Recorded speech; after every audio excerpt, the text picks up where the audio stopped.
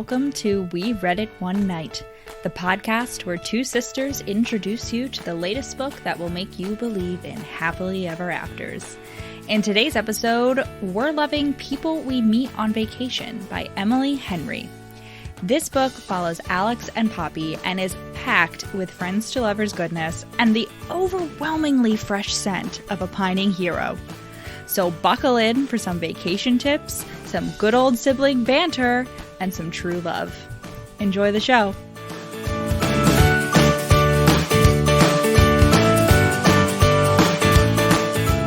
So, most exciting news this week is that the Senate has unanimously passed a bill to put the United States on permanent daylight saving time, technically, which, if you don't know, means that we will stop the stupid time change and stay on summertime, which is the superior time. And the only just time, let me say, because for all those morning people who are like, oh, well, I want it to be light out when I'm awake in the morning.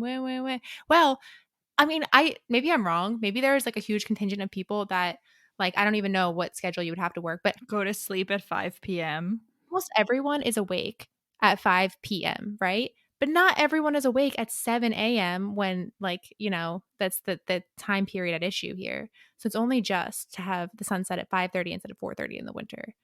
And it's good for everyone, hurts everybody, or helps nobody. No, what is it? Helps everybody, hurts nobody. The economy. It's good for the economy. Helps everybody, hurts nobody. So yes, we're here for Joe Biden. Really, yeah. Please, I really hope it gets passed into law. Anyway, those are like one of many fights that we've got into in our TikTok comments with people who try to come for us. Other things involve corsets and whether romance novels should have happily ever after. And I came up with a very good, people were like, this person who I guess write stuff and wanted to call their stuff romance novels even though they had sad endings. They were trying to, like, you know, the classic, that's realistic. Love doesn't always have to have a happy ending. No, the main argument was that they didn't want to spoil the ending. Like, which is yeah. If you can't make me, if I know the ending of your book, and if the only reason I enjoy your book is because I don't know the ending, then you've written a bad book. Frankly, but I mean, I get it for some books. Like, you don't want it to be spoiled. Like, I get it, but that romance novels are not one of those genres. There's so many other genres your book can fit into. I understand you don't want it to be spoiled, but like, if a book is really good, even if I've read it once, like, I won't, like, you know what I mean? Like, I've read Agatha Christie books multiple times and enjoyed them every time. I just, like, if you're finding out the ending so fundamentally ruins the book for you that you can't finish the book, I think that's a weak argument. You have much better arguments in your arsenal. Anyway, here's the thing though. It doesn't, you as a writer, like, what you prefer to write only matters as you're writing it. The moment you try to get people to spend money on it, it becomes a commercial product.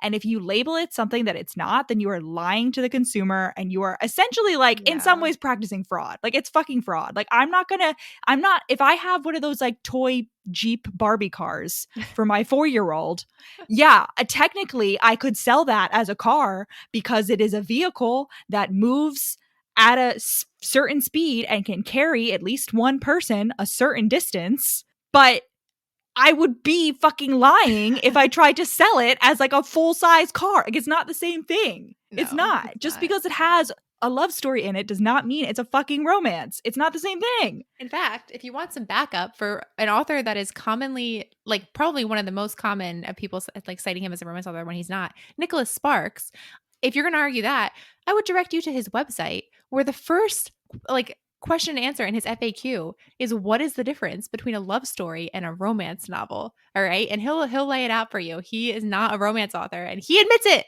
So stop arguing on his behalf when he doesn't want you to. And no one else wants you to either. All right. People We Meet on Vacation is a book that I read like a year ago and gave it 5 stars on Goodreads. And yet, like, that was at the very, I mean, it was actually probably like 2 years ago, but it was in like my, like, you know, initial voracious, like, reading a book every 2 days, like, so many books that all blurred together. And then when I went to go start listening to it, I was like, I really have no desire to read this book again. Like, I can't remember why I liked it so much. Like, and I even got, like, you know, a little bit of the way in and I was like, oh, this feels like such a slog. But then We got to like halfway in and I was like, okay, I remember. That happened to me as well. It wasn't even that I was like, "Oh, this is a slog, this is annoying." I think I was just not in the right like, sometimes you're just not in the right headspace to read books, and I knew because like, I was gonna have to take notes and, like, I'd already read it, like, there was just sort of that mental block. But yeah, by the end is just, like, so domestic that it was just so sweet, and Emily Henry is just such a good writer, but yeah, I in the beginning, I was like, "Ugh, I'm just gonna have to power through this," even though like it was a good, yeah, I gave it 5 stars. I really like Emily Henry. Well, that's an example of not knowing what's going to happen. Because the first time I was like really into it from the beginning because I wanted to know what was going to happen and like what happened in Croatia and like all of that. But like by this point, I knew it was going to happen, but I still really enjoyed it. Like by the time I got back into it, I knew I knew what happened in Croatia because I'd spoiled it for myself, not because I wanted to know what happened in Croatia, but because the first Emily Henry book had some bad vibes for me personally, like great written book, some triggering things in that for me. And I wanted to make sure that this one wasn't going to have that. And so I like read all the spoiler reviews on Goodreads and then they like detailed what happened in Croatia. And I was like, okay, good. I'm fine with that. It's not going to be something that's going to upset me. But yeah, so I knew what happened in Croatia the whole time from the first read. And I enjoyed it. Emily Henry's really talented. This is a listener suggestion. is by it? the way. This is Oh. a listener suggestion. I wrote Okay. it. I wrote it at the top of my notes because I knew that I would forget. But this is a listener suggestion. So this book basically flip-flops every other chapter between the present day and the past 12 years, which almost every year of those 12 years, the main character Poppy and her best friend Alex have gone on a summer trip together. So that's like the setup. From when they met in college. So we open up on, I think it's like 5 years ago.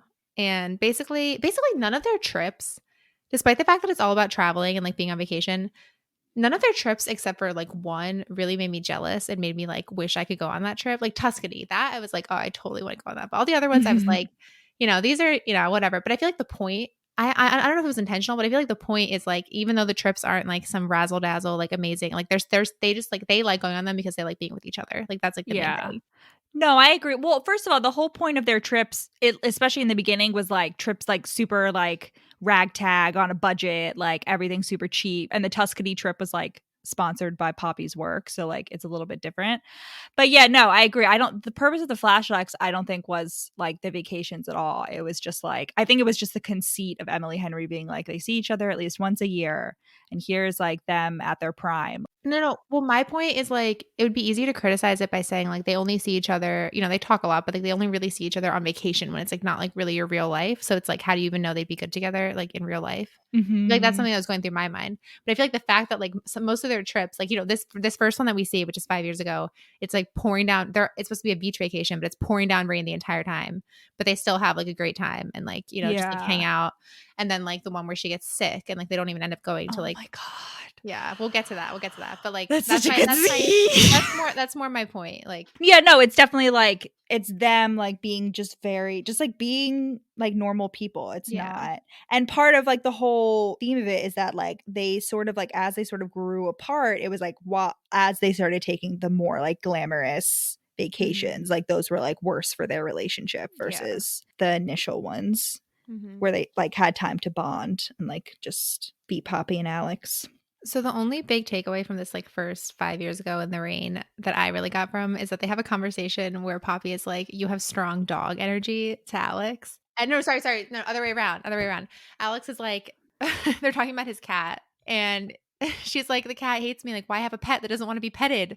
And huge red flag, first of all. If there's someone like be suspicious of people who don't like cats for this reason, like that means they just don't like animals and people that don't have boundaries. Sorry, to be fair, this cat, which is, I would like to point out, named Flannery O'Connor, which is a fabulous cat name. The cat, the one time we actually see her interact with the cat, it like just full on hisses at her. Well, she doesn't want to be picked up. She tries to pick it up without consent. No, she tries to pet it. She tries to like looks at her. I read it more recently than you. She tried to pick it up. It rubs. I finished it yesterday, Rachel. I'd read it more recently 5 minutes ago.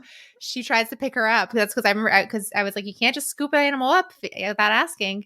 Anyway, and Alex is like to Poppy, he's like, you have strong dog energy. You got a wolfish gleam in your eye. Your dog in a human's body. But anyway, so we've established that Poppy's a dog. Alex, I would say, is a cat. But okay, one thing about we introduced Flannery O'Connor in this flashback, and then in the present day, Flannery O'Connor is dead. Oh, I And I was know. so upset. I forgot about that during this. I forgot that Flannery O'Connor was dead. And I was crushed when I heard about that.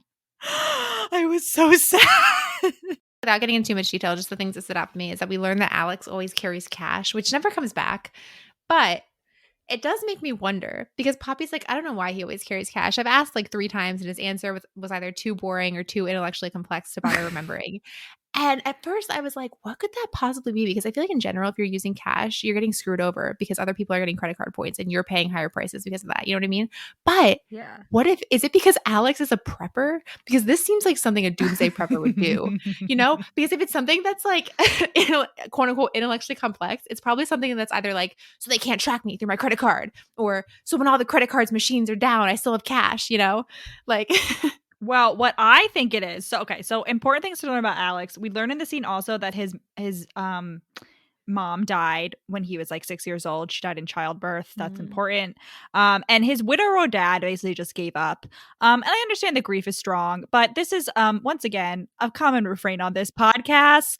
Parentification is a form of abuse, and Alex was severely parental. Like he basically had to raise from the age himself. of 6. Yes. That's what I like mixing baby formula at the age of 6. Yes, there are when he was like my dad wouldn't be able to get out of bed, and I had to make sure that like my infant brother was fed And other and 2 brothers, clothed, and the other 2 got to but I'm saying, but literally like he was taking care of a baby, you know, like the baby can't even hold its head up. His mom died in childbirth, which means like straight up from birth, he was raising his youngest brother. And God, I hate this dad. Yeah. And he does get called out, which I'm glad. A little bit, not enough. Not enough. He calls himself out a little bit, but like yeah. But yeah, and he also so we learn about the Alex. He's also like reading a book in the bar, and there's been some recent discussion about this. So the premise of like this vacation is like they're like doing a fake hitting on you thing, like they're each playing characters, and like Poppy pretends to like pick him up because like they can only be in this bar because it's raining, and Alex is reading a book, and I just like it's not the like reading a book in this social situation that I don't understand. It's like bars are so noisy. Like how do you read in a bar? I don't understand. It just seems like it would be very stressful in general. I just wouldn't go to the bar. Like alternatively, just read at home. Don't go to the bar at all. That's the best scenario. Yeah, they run out to the car after that and then take like this really like bad picture that's like a cute picture because it's like just them, and that picture comes back. And she's like, there are places you can see in their full glory with or without sunshine, but this isn't one of them. And I'm like, what are those places? Like Antarctica? The inside of the Met? Like I feel like anywhere it would be like much better. The Pacific Northwest. No, we definitely need the sunshine. Are you kidding? I feel like half the reason we had such a great time up there was because it was summer and sunny. I still would have loved it because it was like Borks, but you disagree? I don't know about that. Come on. Are you going to look at me and you're going to tell me that I'm wrong? Her sister was a witch, bro. What does that make her? A princess. Poppy's current job, she's a travel writer for R&R. She's only required to come into the office once a week. And let me note that this was written pre-pandemic. So great score for Poppy. Definitely a win for her. And her best friend is named Rachel. I mean, she's not really that important, but she's like another like Instagram person and also has dogs with medical needs. I don't know why all the people in Poppy's life. I just realized literally every single like main player in Poppy's life has a lot of animals with medical needs. Alex with his cat, Rachel with her dogs, her parents with literally like 10 cats and dogs that are all senior and have like, high medical needs. I didn't realize the parents until right now. I didn't like put it together. Yeah. I don't know. Is that like Emily Henry? Emily Henry, what are you trying to tell us? Like adopt a senior cat? I'll do it. Does Emily Henry have a senior cat? Emily Henry might be a senior cat who's just conspiracy unlocked. Get your cash ready.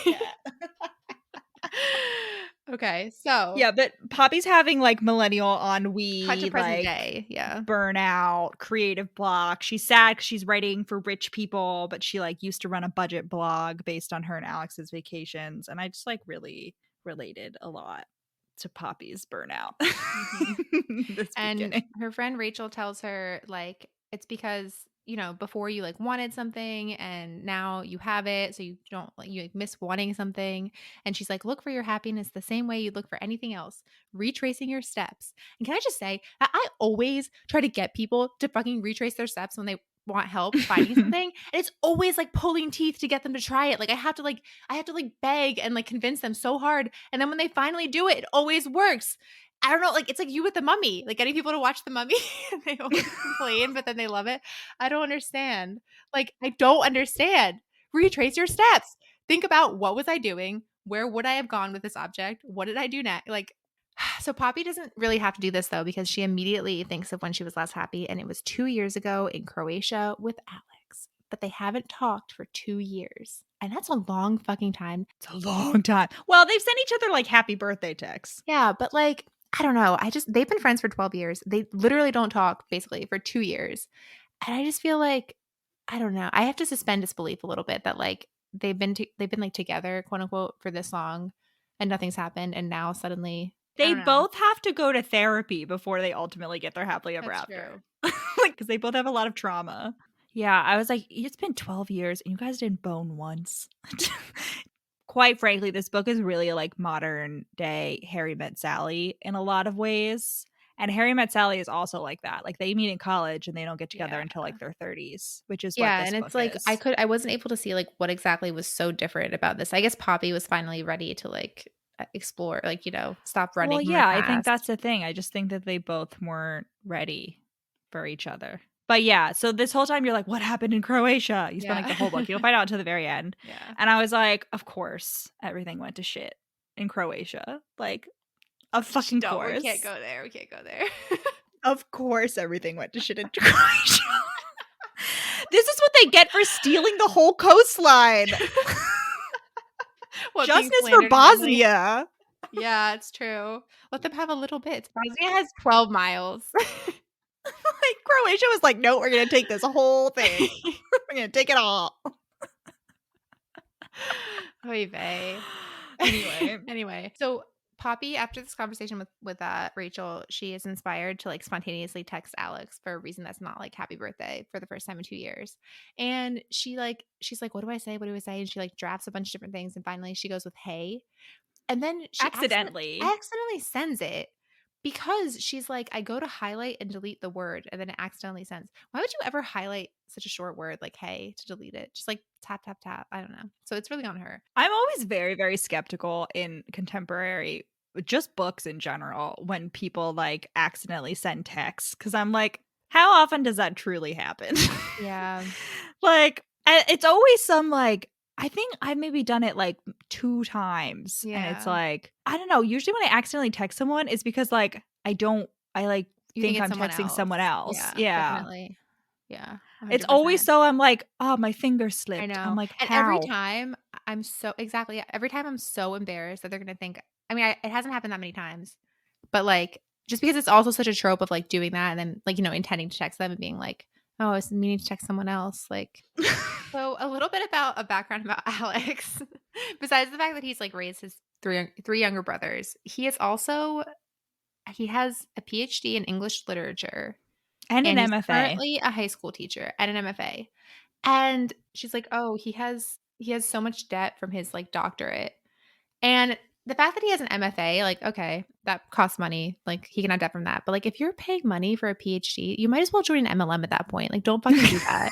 What? You should be getting paid. You should not be paying them. People definitely do. I've definitely convinced numerous friends who have been looking at grad schools where I've been like, listen, if you're going for a PhD and that they try to get you to pay, you're being scammed. 100%. That's like baseline. The bar's in hell at that level. Like, don't fucking pay. Anyway.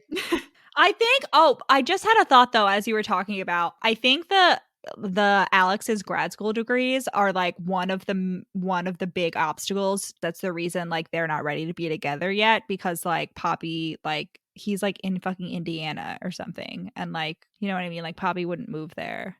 Like they need to be in a place in which they can be more flexible, which is like where they are at the end. Anyway, other things about Alex, he's naturally super into exercise for his quote unquote anxiety. Definitely not because he needs to be super hot to be a romance hero. But he's super fit. He is generally pretty reserved I would say.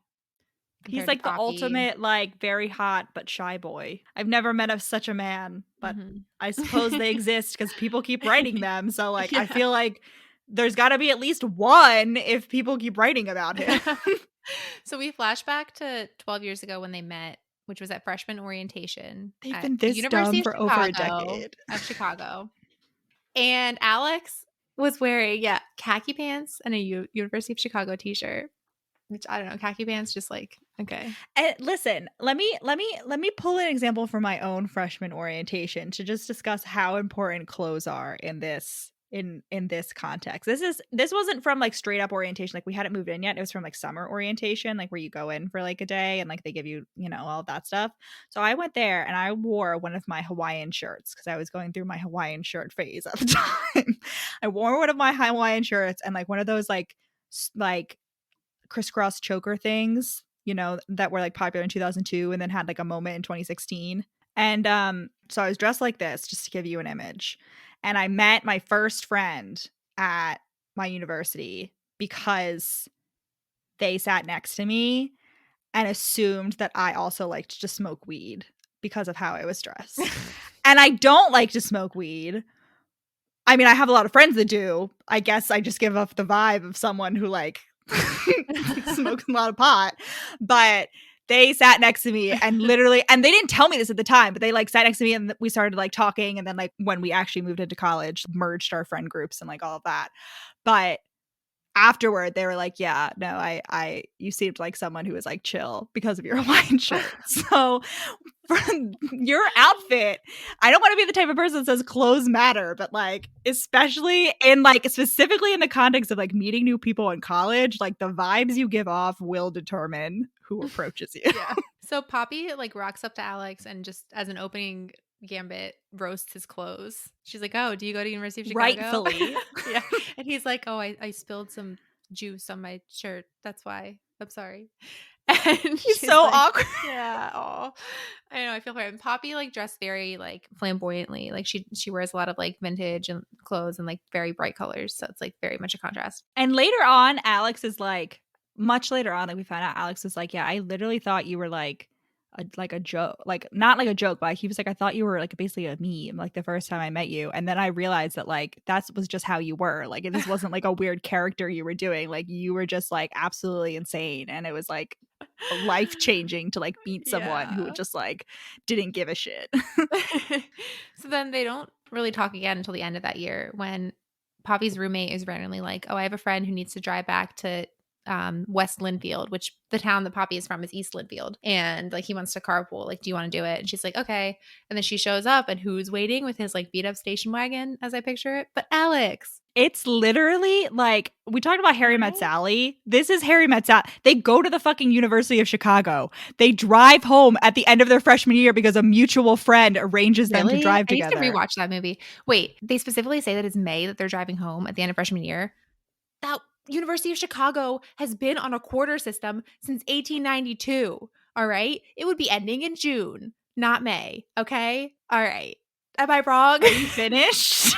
I haven't fact checked you. You texted me this 3 days ago and I was like, why? Okay. You don't know they're on the quarter system? Everyone knows that. No. What? They're on the quarter system. Knows that? Everyone knows that. I've never known about University of Chicago. Whatever. And this scene, I just want to talk about this scene. Like, I feel like Emily Henry just does a really good job of making her characters seem human. Like, I don't know, she like gives them all these like random, like the fact that Alex always carries cash and the fact that like they don't like calling boats she gives them these tiny like realistic personality quirks. And a lot of times when authors do that, for me, it feels like very forced. It feels like they just like wrote a list of personality quirks and they were like throwing them in here and there.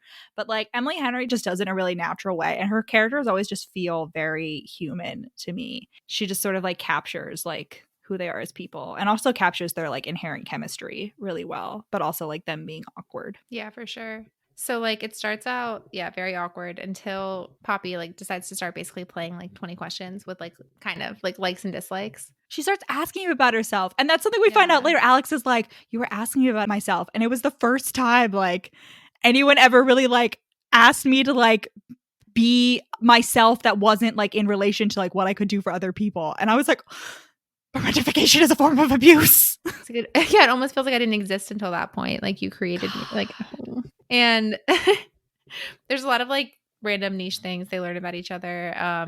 I forget, like I wrote down some of my favorites, like that he hates covers of songs, which is a very broad thing. But Poppy's like, that's like saying you hate vegetables. And I'm like, no, because vegetables are all different. Like you could hate all the vegetables, like not different, but like you could hate vegetables as a category.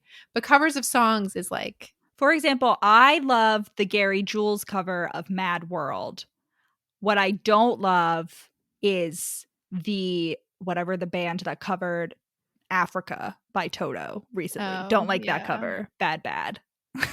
But he also, Alex doesn't like the saxophone. And she's like, why do you don't like the saxophone? And he's like, name one song that was improved by a saxophone. And they can't come up with an example, but me immediately am like, Careless Whisper.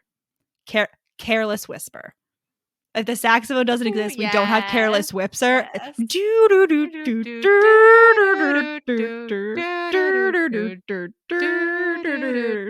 Yeah. I was like, Alex, you're wrong. I have one example right now. Even if no other songs are improved by a saxophone, Careless Whisper. You can't get rid of Careless Whisper is like instrumental to our culture. Like, I swear to fucking God. Poppy is like, oh, I love chain restaurants because they all seem to have bottomless breadsticks. And honestly, I can only Olive Garden has bottomless breadsticks. If there are other chain restaurants with bottomless breadsticks, please let me know. Bread, sure, but like specifically breadsticks, hit me up, please. Slide into our DMs. Yeah, so that I don't have to just continually wrap up Olive Garden breadsticks and stuff them in my purse. Like, please let me know. Yeah. Also, we have Alex has a foot fetish. Have another confirmed foot fetish from a hero.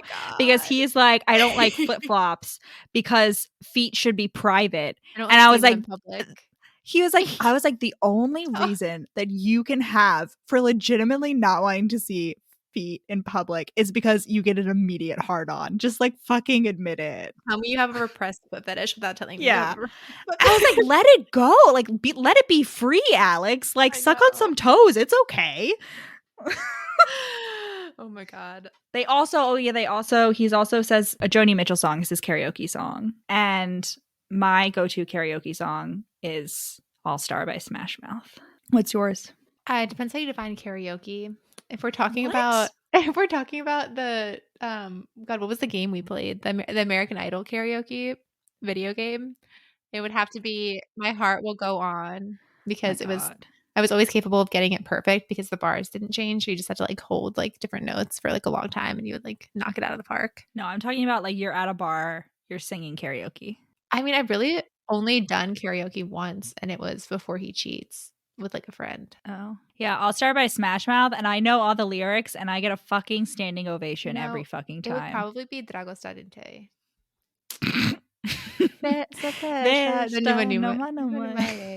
Because I didn't learn all the words to that in Romanian in the back of a car in eighth grade for nothing.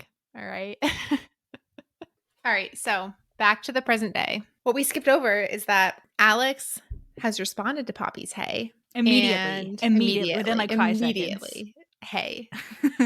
And she's like, oh, I debated just like acting as if he texted me first and being like, what's up? Like, or like, why are you texting me? But she works up the nerve to be like, do you have any free time this summer?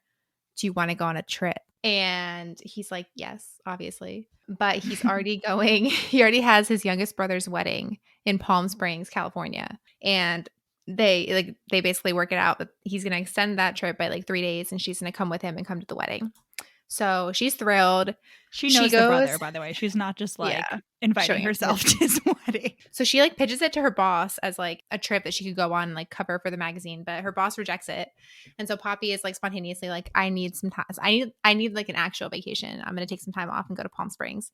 But she doesn't tell Alex that because she wants everything to be perfect and she doesn't want him to have to like spend extra money. And she doesn't think he'll go if it's not paid for. Right. Yeah. So she's going to pay for everything out of pocket.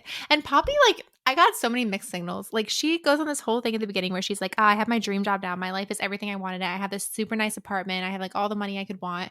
But then through the book, maybe this was intentional, but I don't think so. Like throughout the book, it just like unravels more and more. She's like, "Oh, well, I do have a nice job, but like really the most payment from the job is like the perks and the travel. So like I really don't really get that much money. I don't have that much disposable income." And then she's like, "Oh yeah, and like my apartment is way too expensive for me. Like I don't really have that." Yeah. I'm like, "Okay." Well, the moment she was like, "Yeah, I live alone in New York City," I was like, "Okay, so And has lived alone for like 5 years. the whole time." Yeah. So I was like, "Okay, so you're bad at managing." I was like, "Not possible." Okay. Sounds fake. Yeah. She lives in Manhattan specifically Mhm. alone and Mhm. doesn't seem to have a studio. So she has a one bedroom in Manhattan alone. Mhm. She gets to Palm Springs and meets up with Alex, and it's only somewhat awkward. And they do one of their whole thing is like constantly putting on characters, like you see that throughout their trips. And so they meet this like random couple who's like on their honeymoon, like in the like the shared Uber on the way to the hotel. And the couple's like, "Oh, what are you guys here for?" And they're like, "We're on our honeymoon." Hee hee. And I just like, love the little fake honeymoon thing. Yeah. The And gag. so they get there. I just have to, like, talk she's like, "It's so hot." Like, I thought from living in New York City and Ohio that I knew what hot was. And I'm like, "Girl, you fucking What? don't, and you still probably don't from Palm Springs, California. Because let me tell you, I guarantee it's not humid there, and until you have the heat, like the 100-degree heat and humidity, it's not hot. Because I used to be like that. Everyone around here would say like, "Oh, it's so hot." Like in the Northeast, they'd be like, "Oh, it's so hot in the summer. It's so humid here. It's so humid. You're gonna die." But like, it's like average like 49% humidity. Like maybe it'll get up to like 50 in July. That's not humid. Then you go to like Nashville, you go to Houston, it's like minimum like 69 every single day and 100 degrees. Like that is like, try me at 85% humidity and 85 degrees. Like that, And don't come at yet me.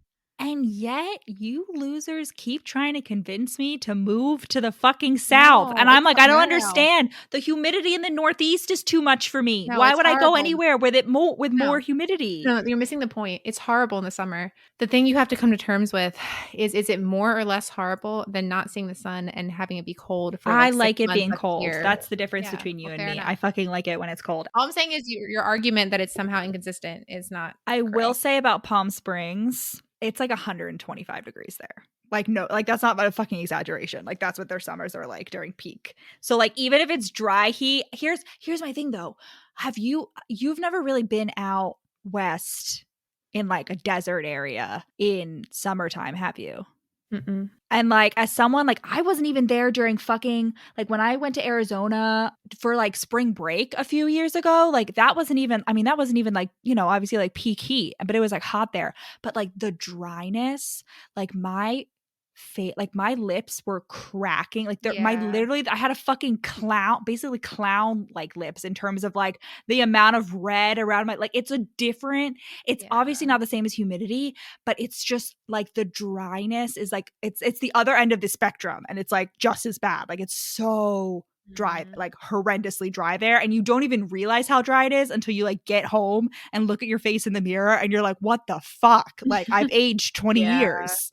No, it really is crazy, like, because sometimes I won't even, like, realize if it's dry or not until if I try to go for a run and I'm, like, within, like, 5 minutes, my, like, whole mouth is dry and I'm like, "Oh, wow," and then I Yeah. check it, it's, like, 33%. I've become much more attuned to that over the years. Yeah. No, like it's insane. Like, and I wasn't even there during peak time. So like I can't fucking imagine. Like Palm Springs is known for being absurdly hot in the summertime during like Mhm. peak season. I just want to talk a little bit about Poppy's backstory. So you know that Alex is parentified. Poppy's whole trauma is that she was like bullied in high school. Her family's like really weird, but like in a good way. Like she loves them, but she both like loves them and like loves how weird they are, but is also like protective slash embarrassed of them because like people always like would laugh at her family and like reject her for like that was part of the reason she was bullied was because she like didn't fit in TM. But then she's like even in my family like I felt like an extra calls it like an extra bolt. She's like my two brothers had each other and then like my parents had each other and even the dogs had a partner, but she doesn't feel out of place with Alex. She always has felt like she belongs with Alex, and that's like a constant refrain, like, and I'm just like they get to Palm Springs, it's super hot, and they get to their hotel and or they get to like their Airbnb and the air conditioning is broken. Like, and so it's like 85 degrees like in their room and there's only one bed. And I'm like, Emily Henry, you knew what you were doing because you knew that you were going to have to tease me with there's only one bed in order for me to make it through all these chaste flashbacks, all these totally fucking platonic flashbacks. You knew you were going to have to tell me that there's only one bed was coming. And like, I guess Poppy made the reservation and Alex like acts suspicious of her. He's like, are you sure it's at 2 beds? Are you sure? Blah, blah, blah. And I was like, why would he think that she would want to trick him into one bed? Like, I was like trying to think back to what happened. Like, I don't know. But flashback to their first trip, which is after their sophomore year of college. And it is to British Columbia? No, Vancouver Island. And so they have like a great time. It's like very like on the cheap. And they meet like their water taxi tour guide is a guy named Buck who is like their age and invites them to like come stay with him in his like, fun house, basically, like just a bunch of like people hanging out and like doing drugs and like, living the life in Vancouver. And he's like, you guys can sleep in a tent in my front yard. I don't know why. I honestly would never want to do that versus my own bed. But I get it because I get it's Poppy's like, oh, this is exactly what I wanted to happen, like to have like random people and like random chance encounters like this. Poppy is like, they're traveling on the cheap shoes with Alex, and Poppy's like, this is what I want to do for the rest of my life. And she thinks it's like discovering new things and traveling, but I know that it's spending time with Alex. I was like, I see what you've done here, Emily Henry. The old switcheroo, their old reverse Uno card, if you will. But yeah, Buck is like, oh, are you two a couple? And Poppy's like, no, we're just friends. And like, I'm just like, and Alex is just already gone for her. He's like already just completely like, she's like, we're siblings without the sibling part, without the related. And Alex is like, and so Poppy ends up making out with Buck. The whole time she's comparing him to Alex. The whole time. Yeah. And she's like, I don't want to have sex. So she's never had sex at this point. And Buck is like, oh, that's okay. Totally fine. But then he's like looking at the door and she's like, oh, do you want me to leave? And he's like, well, if we're not going to sleep together, there's a lot of other girls in the house I could be getting with. And she's like, okay. And Poppy's like, I could be mad about this, but this is just objectively hilarious. So like, I'm just going to go find Alex. So she goes to find Alex and she goes to sleep in the tent with Alex. And Alex is like immediately ready to like go beat Buck the fuck up, which he definitely could because Alex is again ripped inexplicably. But Poppy's like, no, it was funny. And then she's like, why aren't you like making out with Daisy, who's like one of the other girl, like one of Buck's friends? And he says like, Daisy isn't my type. And Poppy assumes this girl named Sarah, who we know is in the future and like the current time is like Alex's like long-term on off again girlfriend. Currently she's just like a girl he has a crush on like in the past. And Poppy assumes like Sarah's his type. But like, I'm like, no, Poppy, it's you. So back to the future, back to the present. They're like trying to figure out what the fuck to do with this like ridiculous hotel room. Poppy's like freaking out because she thinks that it has to be like so perfect or else he's not going to want to be there and like blah, blah, blah. So they decide to go swimming in the pee pool. So they go down to the pool. We have mutual sunscreen application. Ladies and gentlemen, let me just say that again. We have mutual sunscreen application. And then they're like, it's still so hot. So they go upstairs, they take a shower, and they accidentally see each other like naked because the bathroom is like weirdly like futuristic and like spaceshipy. And like Alex takes a shower first and then he comes out in a towel and Poppy's like, oh my God. And then she goes into the bathroom and then she like runs out in her towel and she's like, Alex, why didn't you tell me the bathroom's like this? And like Alex like is like butt naked and there has to like pull the towel up. Is like, oh, hello.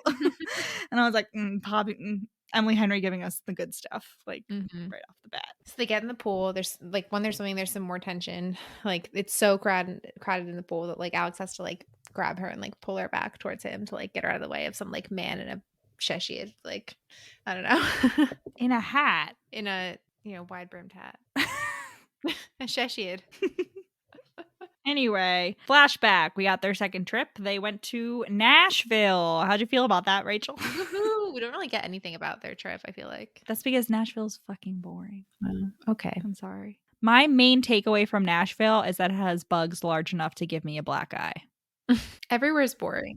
There's the same things to do everywhere, basically, unless there's like historical landmarks and like cool it's like shit country like that. music and also bugs big enough to fly into my face and give me a black eye. That happened to me. That's a real story. I have pictures of the black eye. That could happen anywhere in the lower 48. Wait, that has Or never Hawaii. happened to me in the Northeast. But That it has could. never happened to me But in the especially with the Northeast. spiders that are coming. It didn't even happen to me in Florida. But it could. Could it? Or is it just Nashville? So basically, Alex comes over and Poppy's mom is like, it's like, oh, here, honey, take this for the trip. And it's a 50 pack of condoms. And Poppy's like, Mom, we're just friends. And she also is like, I haven't even had sex yet. And when Alex hears that, he's like fucking shook. And like Alex has had sex. And while they're joking around about it, like Poppy realizes she wants to kiss Alex. And I'm like, just bitch, just do it. Just you could save yourself like 10 years of nonsense. You just did it. And this is when they like kind of, I don't know if this happened before this, but they like kind of combine each other about what we were saying, their backstories. And we find out that specifically, well, I don't know if we have to get into it, but like Poppy's whole thing was that her like first boy that she liked or whatever, like told everyone that she gave him a blowjob, like, and people were bullying her for it. And just like making fun of her family. And Poppy's whole thing, she never wants to go back to their hometown. So Alex is living in their hometown and like Poppy never wants to go back there. And it's a big source of conflict for them because like in the present day, she's constantly roasting Ohio, which is where they're from. And like Alex always gets like quiet or like flinches a little bit when she does it. Because he's thinking it's like a personal, because he really wants like a traditional like family. All he wants is to like settle down and have his own family. So every time she says that, he takes that as like a personal, like more of a dig that like they can never be together. But also because fucking Sarah, you found out at one point, the first time they broke up, Sarah says, our relationship is as boring as the library we met in. Yeah. And I was like, fuck you, Sarah. I forgot about that. I don't think I like internalized that the first time I read this book. And I did the second time. And I was like, you know, I was feeling really bad for Sarah the first time I read this. And now I'm not so sure. Sarah kind of fucking sucks. Who says that to people? Yeah. Alex also has a lot of issues with babies / childbirth. Like a lot of like he wants kids, but he also like has a lot of trauma because of his mom. So just like remember that. And so like Poppy during this whole trip keeps trying to bring up like in the modern day, in the current day, she keeps trying to bring up like inside jokes or like things that she remembers from all their previous trips. And Alex like acts like he doesn't remember it. But when later on we find out he did, he remembers everything. But he like I don't know why he's like, oh, I didn't want to be like, it would be embarrassing if you knew like how much I remember like everything about you. But like, so what? Just like let Poppy be embarrassed on her own? Like, I don't understand. He was just trying to like protect himself at that point because he was like, I can't, if I like start doing that, then I'll be vulnerable with her and then like I'll get hurt again. You also find out, so we're back in the present day. Nothing happens in Nashville except for, you know, the condom scene. And you find out that along with the cat, Alex's grandma died during their falling out. Yeah. And I'm like, oh my God. Like, why were all of these people? Honestly, like, why didn't his grandma get custody? Like, instead of his dad? She should have. Quite frankly. Because Alex was too fucking good at being parentified and nobody noticed. God. So there turns out that there is a second bed. It is a chair bed. It is like a pull-out. I've never heard of this. Like a pull-out bed, but like in a chair, not a sofa. And they have like, Alex is like, oh, I'm going to sleep on the chair bed. Because he's like, being a gentleman or whatever, because they can't sleep on the bed together because of what happened in Croatia, which is fucking stupid. And they have a little moment on the chair bed. They're like joshing around and like she falls on him and it's like, ooh, and then, they immediately get awkward. And then the next day, Alex has a back spasm because he's 30 and I guess you start to have those. I used to get back spasms when I was like 11. It was horrible. What? Yeah. I've told you this story like maybe 3 times over the past like several years and you're always like, what? But like, yeah, it would always happen if I would be like laying, like, you know how you would like lay on your stomach to like talk to people or like in a circle in youth group or whatever? That would be like a huge trigger. One time it happened at the fair and I just remember like I was on like the bounce castle and just like my whole entire backseat stuff. It was horrible. Then I had to like lay on the like bench with mom for like while everyone else was like hanging out. Yeah. I have no recollection of you telling me. Yeah, it's horrible. I don't think it was as bad as like what he has because his like the pain. His is like he can't move for the whole day. Well, I couldn't. And so we have like a little like pseudo sick bed scene in which Poppy's like going to buy him ibuprofen and like fetching him water, food and a sandwich, and he's like, "Oh, I don't want you to be fussing over me. Like, go out and do something." So she like goes out and like wanders around the art museum for like 4 hours, and then like brings him a sandwich, but I was like, he hasn't all he's eaten is, like, breakfast and, like, the sandwich, like, 8 hours later. Like, what's going I don't know. You could do better, Poppy. Yeah. But he's like, I started getting back spasms. He started getting back spasms shortly after Croatia. And I was like, it's because your body misses Poppy. That this is it. Your body's telling you something's wrong, Alex. But also, so we get a flashback to the third trip and they go to like California for a wine tasting. Poppy's dating like a shitty boyfriend. Alex doesn't like him, obviously. Poppy in the wine tasting, like they're a little bit wine drunk. Poppy freaks out about dying alone because she realizes her boyfriend's like shitty. And Alex says, I love you and we can die alone together. And I'm just like, God damn it. Fuck. Again, this man does not exist. Show me the Carfax. Oh. But they go to San Francisco as well. And there's like multiple cute moments. They're like eating at a restaurant. They're just like exploring the city. And he makes her drink water while she's like drunk one night. Yeah. And then I actually didn't take any notes on San Francisco. I just have New Orleans. But New Orleans. yeah. Yeah. In the present day, like they're talking about like how shitty like dating is and whatever. And Alex is like, yeah, like the dating apps, like I do so bad on them. Like I'm crashing and burning. And Poppy's like, well, let me see it. You know, the classic, like, let me see your Tinder. And so he lets her see it. And she's like, oh my God, this is like, you have like 5 pages of information about yourself on here and like only one group picture. Like no one's going to know who you are, but they're also going to know everything about you. So there's going to be nothing to talk about. So she like writes him a bio. She's like has a headboard and a full-time job and then like picks out some good pictures for him. And she chooses a picture that she took of him in Tuscany, like when he found out that he got his, because Alex, you know, is trying to get stories published. So he found out his first short story got accepted by Tin House, which is very prestigious. And it was like a spontaneous picture she took of him. She's like, you should use this. And he's like, very clear, like, oh my God, you still have that. And he's like, you really think women will want to go out with me based on this or whatever? And she's like, well, I would. Like, it would definitely work on me. Like, I would definitely swipe right on you. And he's like, oh, well. And she's like, you wouldn't swipe right on me. Like, I know you wouldn't. And he's like, let me see your profile. And then he like looks at it and he's like, I'd swipe on you. I would. It's so cute. It's so cute. She also sees a job listing. She's like she's trying to pull up Netflix so they can Netflix and chill. She sees a job listing on Alex's computer for a professorship in New York City. And she's like, oh my God, Alex might be moving to New York City. And they have like a brief fight. This is before the Tinder scene. They have like a brief fight about like how Alex thinks Poppy hates the suburbs and how Poppy says like she doesn't. She just doesn't want him to settle for Sarah, who doesn't like appreciate him and called him boring like the library they met him.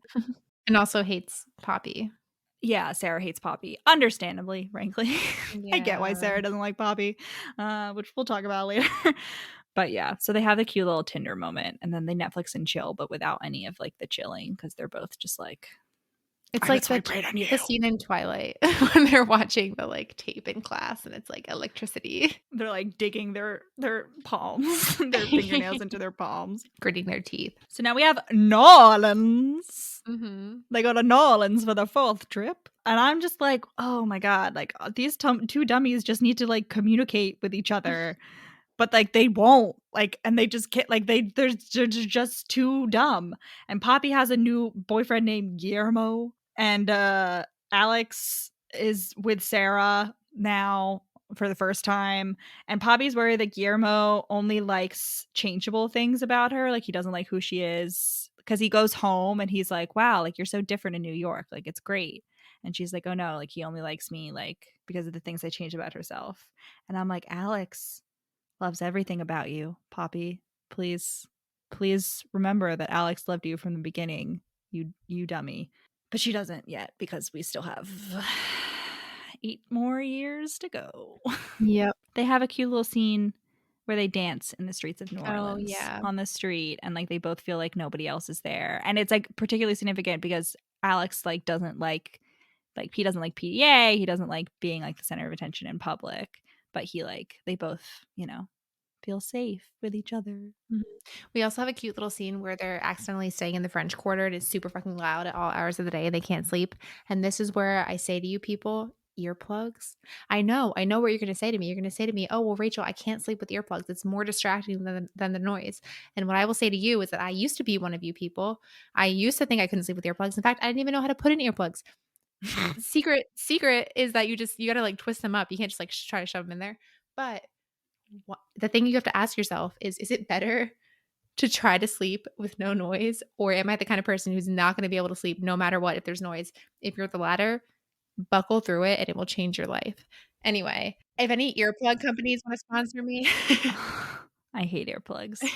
Also on this trip, Poppy reads Alex's short stories, and she thinks about how like she felt lonely as a kid and how with Alex she will never feel lonely again. Just like more. Just Emily Henry, like you just like you think you can stand up straight and walk to the finish line of this book, and then Emily Henry just like swings down on a vine with a frying pan and just like knocks you down once again with this kind of shit. With what? With a frying pan. She's like on a vine with a frying pan, With just what like specifically? What scene are you talking about? with just her reading Alex's short stories and crying and then Oh, being yeah. like, I felt so lonely as a kid and I will never feel lonely again as long as I have Alex. And I'm like, God, Emily, chill out. Use the frying pan to make some eggs. You don't have to keep hitting me over the head with it. Oh. Back in the present day, Alex is taking a shower and then coming out fully dressed, sadly, but with water droplets still clinging sensuously to his forehead and neck. So they go to Vale for their 5th trip. Guillermo has dumped her, and Alex and Sarah are dating seriously. And Sarah doesn't like Poppy, probably because she knows her boyfriend is in love with Poppy. Instagram. Yeah, won't follow her back on Instagram. Their friendship is like awkward, and like Alex will only call her when he's like driving to the gym in like the morning or like driving back in the afternoon because like I guess he can't do it around Sarah, which is like, dude, if you're dating someone and you have to like be sneaky about a relationship with another person, like one of those relationships needs to end. Like you can't like not a good relationship. Don't do that. And yeah, they go to Vale. Sarah didn't really want him to go to Vale, but he did anyway. He has also adopted Flannery O'Connor at this point, who I guess is like, she's like an older cat, but like also, because I was wondering, I was like, how is Flannery O'Connor dead in 8 years if like he just got her? But like it says like she's like has a bunch of medical problems and is like older but like looks small, and he just like constantly texts Poppy like pictures of her, but at that point when he first gets her he hasn't named her Flannery O'Connor yet, so he just calls her little friend. Little cutie or something like that, right? Just calls her, he has a bunch of names. He calls her like cat, like cutie, like little friend, but like specifically little friend. Yeah. Great. But you're missing the main thing from Vale, which is that he carries Madame Zeroni down the mountain. Poppy sprains her ankle, which was very triggering for me. Emily Henry, I feel like there needed to be a trigger warning as someone with chronic ankle sprains, having to read about someone chronically spraining their ankle. Which I definitely read this book like right around the time that I had that really bad sprain and then had to hike down a mountain. Let it be known, listener, that this same thing happened to me. And despite being with my brother and sister, neither of them carried me down the mountain. I had to limp down the mountain. My brother kept sprinting ahead. Like Rachel at least provided her body to lean on. But Stefan, like every time he came over to like help like relieve some of my pain, he would just like start power walking. And I was like, I can't go that fast. Well, Stefan, like that was probably like slow for Stefan. But he would like speed up. And I was like, sir, I don't understand why you're doing this. Anyway, so I didn't have this experience, but Poppy does have the experience in which Alex like picks her up and carries her. This is why he has to be buff, Rachel. It's not even because he has to be hot. He has to be buff so he can carry her the whole way down the mountain. He doesn't. I feel like usually in this type of scene they make it seem like easy, but he's like, oh, it's gonna be tough. Like I have to. He does have to regularly take breaks. That's true. Yeah. Yeah. So back in Palm Springs, they're leaving for dinner, and Poppy like tries to dramatically like fling the car keys to him so he can drive for some reason, even though he's injured. But they fall like 2 feet too short, and then he like can't bend to pick them because of his back spasm. So she has to pick them up. But it just got me thinking about the short car key throw in media, because like it's interesting how many different implications that one action can have, because we have the Jake Gyllenhaal version, which is like dick boyfriend who just doesn't care enough, and then we have Anthony Bridgerton version, which is someone intentionally trying to be a dick who immediately regrets it, and then it's just like, why do I feel guilty? Why do I feel guilty? And then we have this where it's just like klutz girl accident, whatever, but somehow the girl always ends up being the one to pick it up. And I don't know what that said, but is that the topic of your next dissertation? No. Maybe. There will be Anyway, they drive around Palm Springs. They go to the zoo. They see some goats. And I personally think goats, like, I know goats are associated with the devil. And frankly, I think that's entirely justified. I'm sorry if you like goats. This isn't like goat personality, but like, have you seen goat eyes? Like, those. If Satan has eyes, if Satan is real and he has eyes, like, those are his fucking eyes. Like, what the fuck? Why do goats have eyes like that? Or do you just think that because the goats are No, old? I remember, again, I went also in the West in very hot weather. It was at the ostrich farm when we were like driving down the highway. We saw this giant sign for like ostrich farm, like come see them. And so we went to go see the ostrich farms, and they also had goats. And I saw a goat face They're to face for the first adorable. time since I was like 6 years old at a petting zoo. And I was like, oh my God. Your prejudice is set in. No, I was like, this is terrible. What the fuck? Why do you look like that? Oh my God. Like, I was like, you're casting a spell on me. Like, what? Horrible. Anyway, Alex gets heat exhaustion. And I'm like, is it heat exhaustion or was it the goats putting a spell on? Like, did the goats curse you? Like, is that I think I'm landing on something here. I think this was actually the secret message that Emily Henry wanted us to get, is that the goats are responsible for Alex getting heat exhaustion. So, like with basically every other trip, this is a great example of like everything goes wrong and it's not like perfect, but like unlike the past times when they still always have a great time, Poppy is like super anxious and wants everything to go right. 'Cause she like for some reason, even though they've never had like a perfect trip, she for some reason thinks that like if this trip isn't perfect, you know, like it won't work out. So she's really like anxious about this the whole time. The next day she like drags him to like all these different places. Like, no, sorry, this is the same day, but she like keeps wanting to drag him to like all these different places. They go to like a dinosaur, like, you know, roadside attraction. Finally, Alex is like, can we please just go home? And she's like, I don't know if the apartment will be fixed. Like, this is horrible. Blah, blah, blah. Like, They get a flat tire Mm-hmm.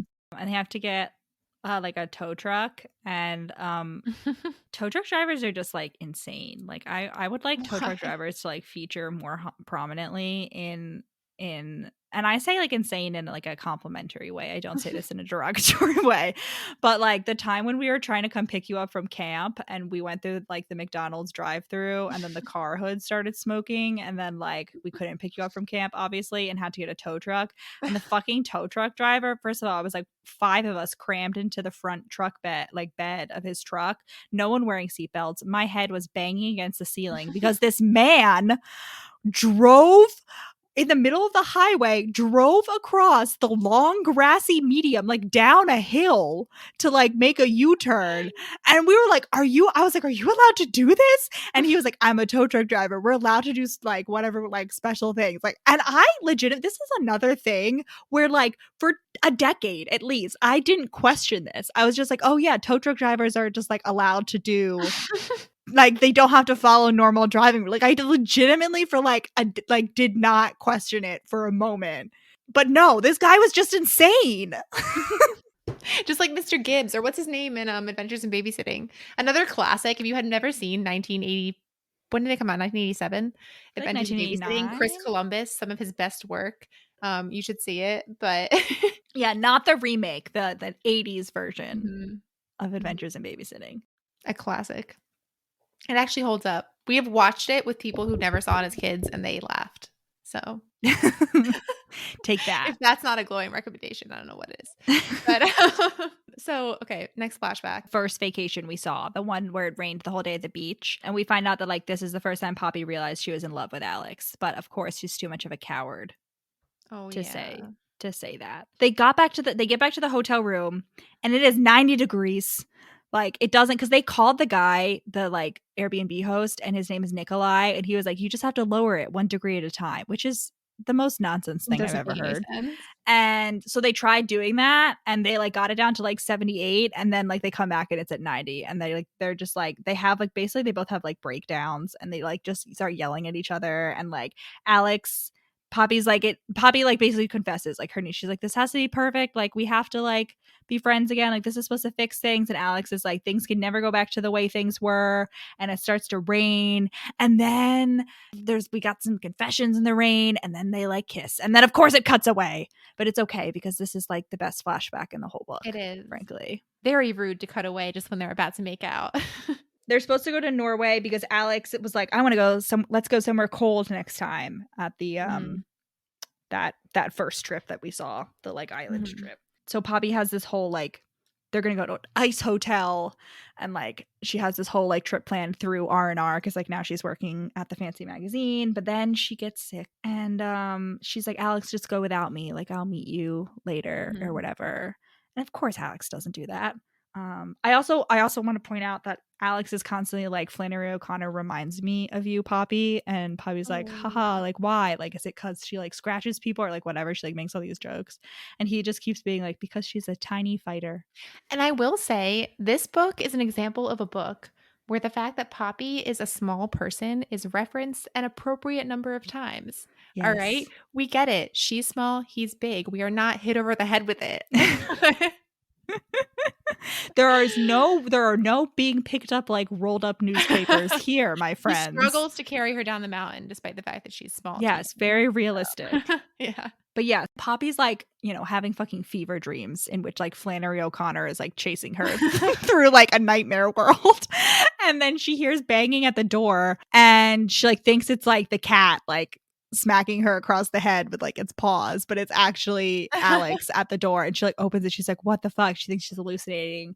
And she's like, I told you to go without me. And he's like, bitch, fuck that. Of course I'm not gonna fucking go to Norway while you're like dying of, she has a pneumonia, we find out. She has fucking pneumonia. He's like, what? No. And he comes and he takes care of her and he cleans up her pee.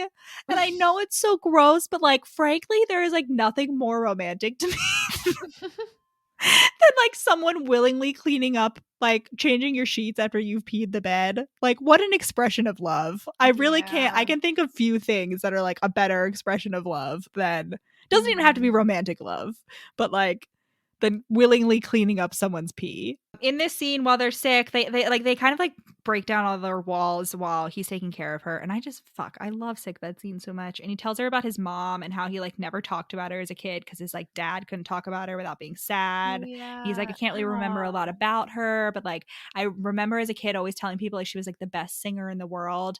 And then like when I was like 16 or something, I was at my grandma's house and I like saw a home video of like her singing, and she was like truly a horrendous singer. And he was like, that was like, it was basically, he was like, this is the first time like I thought of my mom as like a person rather than like a warning. Man. Yeah, cautionary tale. I know, which they'd is be so mad. God, if this dad wasn't already shitty for like totally abandoning his responsibilities as a father, like he's also like ruining his wife's memory with his youngest son, who his wife died giving birth to, like doesn't know anything about his mom because the dad just totally, and like listen, I have compassion. Like I understand that grief is really, really fucking difficult, and it's really, really fucking difficult to be a single parent to 4 kids that are all like 6 and under. Like I get that. That is hard. I have a lot of empathy for the dad, but and I understand also that like men, especially men of his generation, like weren't encouraged to like express their emotions in like productive and healthy ways. But it's just so. No, that would the excuse for that would be like if he like clammed up and was just like whatever, like too stoic. But he was like the opposite. Yeah, I don't know. Yeah, he's such a shitty dad. He's such a shitty dad. Yeah. Again, why didn't Grandma Betty get custody or like show them these? Maybe videos she didn't before? fight. Yeah, I don't know. Yeah, I don't know. This reminds me of I always like I had the same thing with like our mom. Like he would always sing and he would always be like, "Oh, my voice is like so bad. Like I hate my voice has always been so bad." But I was like always like I always thought it was like so nice. And she's also like, Poppy realizes during the sick birth scene, she's like, I'm more in love with him than ever. But she's scared, like, if she tells him, she'll ruin their friendship and she'll lose him. That's like the big, like, both of them this whole time are like, I can't tell the other person how I feel because I can't lose them. They're too important to me. And so she like pushes it back down. Mm-hmm. And they have like a sexual tension, like cuddling scene when she's sick too. Yeah. And so then after rudely cutting away, we are back to the makeout scene. And it's not just a makeout, baby. It's full on balcony sex, which I'm like, can people see them? They can hear them. We found that out for sure. Yeah. Well, and it's such a fake out because she says something like, I couldn't have imagined kissing him would be this good. Like if I had known that it would be this good, it's like better than any sex I've ever had. Like if it could be this good, I would always have been doing it. So it makes you think like what could have happened in Croatia besides, but like, I don't know. It just seems inaccurate. Yes, they were like, that was like a drunk kiss. Spoiler alert for what happens in Croatia. Yeah. But Poppy's like, shit, I'm not on birth control. And Alex is like, don't worry, I have a vasectomy. And you we're not gonna tell them yet why he got the vasectomy. No, but Poppy's like very like heartwarmed by this, but yeah. And Poppy's like, if there was like one person I would want to like, I guess like do it bare with, it's Alex. And so they fuck on the balcony and Poppy's like impatient. She's like, stop making me wait for you. And Alex says, stop being impatient. I've waited 12 years. I want this to last. And then Alex is also really good at sex with her. And Poppy's like, how are you so good at this? And Alex says, I remember what it sounds like when you like something. And I'm just it's so fucking cute. They have mutual I love yous. Yeah, they say I love you. Yeah. God. Anyway, if you know someone like Alex, please slide into my DMs with his contact information. I would be willing to marry a man if he was like, you know what Alex is? Alex is Pa 20 years early. You know what I mean? Alex is Pa in his youth. Yeah. For sure. Mm-hmm. I don't know. He's full. Yeah, he's full on Pa because he's literally been a Pa to 3 boys. Well, no, he doesn't have the beard yet. The beard is important to the Pa. The full Pa transformation requires a beard, but Alex is Pa like pre-beard, which is fine. He doesn't have to have a beard like on the wedding day. God. And then they try for round 2, and that's when Nikolai comes in. Yeah, the landlord. He like finally comes in. He's like, oh my God, like I thought you guys were just being dramatic, but it's fucking hot in here. He's like, I'm so sorry. Like I'll refund you. He doesn't comment on the shredded plastic that like Poppy has like cut up. Yeah, because there's construction. There was construction in the hotel room. Well, also the pool has been drained at this point, so they can't even go. Yeah. But it rains. They have sex on the balcony because it's raining. So it's Nikolai's like, I'm so sorry. I'll refund you. Like, go to a hotel. And they're like, all right, we'll go to a hotel. So they check into like what honestly sounds like Disney World's like animation resort. Like it sounds like one of, like the whatever like Disneyland resort you stayed in for senior trip, like those like themed ones. That's what it sounds like. I stayed in like the Rock and like one of those. But there's one that's like super colorful. I can't remember. Yeah, I don't know. I've driven by it, but that's what it sounds like. And but it's like different like. I forget, like I forget what that. It's like colored themes. Anyway, they go there as they're leaving. They find a Groupon for a fancy spa because there's the couple that they met in the like car ride in the shared Uber. It turns out that they've also been staying at the hotel, and they heard them have sex. And they were like, "We can't use this, so here you go." Like it sounds like you're having a good time. You know how it is. They were like, "We couldn't use it because we were too busy using our room." Like sounds like you guys were too, and I was like, "Oh my God." Did they end up using the spa Groupon though? They don't. I don't know. But it's just funny. It's funny, yeah. And they go to the hotel and there are 2 beds in the hotel room and she like goes in to take a shower. When she comes out, he's like asleep on his bed. And Poppy's like, I don't want to presume anything about us like cuddling. So I am going to go sleep in the other bed. And I'm like, God damn it. You dumbass. Bro, first she's like, usually in general, I love sprawling out on a queen size bed on these trips. And I'm like, do you not have a queen size bed at home, girl? Like what? Like why? Like what size bed do you have at home? Anyway. Maybe she only has a double. She lives in New York. She's also like, oh, I don't really enjoy showering, but like this shower is really nice. And like I love showering, but I get what she's like, because I hate having to like brush out my hair and like do all these things. And I totally get that because it's like all the things you have to do before and after that like ruin the experience. It's like having to do things before bed, like even like flossing is like sometimes too much for me. Sometimes for me, the shower, it's even just like having to do things in the shower. And I'm like, I know like collectively, like even if I'm just doing the basics, like this could take, especially now with my haircut, like the actual like showering thing takes like 5 minutes, maybe longer if I'm letting my like conditioner sit in my hair for a little bit longer. But it's just like, I'm like, oh, there's just so many things I have to remember to do. See, I just like stand there for like 10 minutes straight, just enjoying the water. And then I like, do my shampoo and that's it. Like, yeah. Yeah. So anyway, now we finally have, oh wait.